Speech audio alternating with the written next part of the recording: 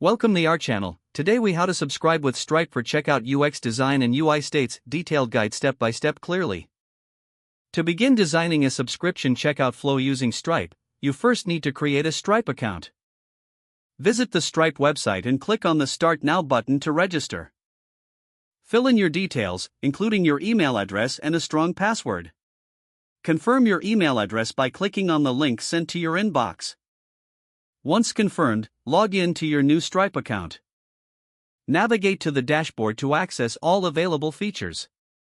Next, set up your business profile by providing the necessary details.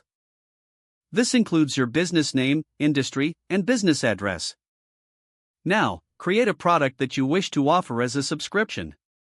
In the dashboard, click on the Products section and then select Add Product. Fill out the product details. For the pricing model, choose the subscription option. Set the billing interval to determine how often users will be charged, such as monthly or annually. Once you have created the product, you will generate a pricing plan. Click on the Add Price button and configure the necessary details. Make sure to include features like trial periods if applicable. After your product and pricing are set up, the next step is to integrate Stripe into your application. Go to the Developers section in the dashboard for API keys. Remember to use test keys during the development phase for safety. In your code, use Stripe's libraries to integrate the payment processing functionality. Create a checkout page where users can enter their payment information. Design a user-friendly layout that includes clear calls to action. Incorporate visual states to guide users through the checkout process.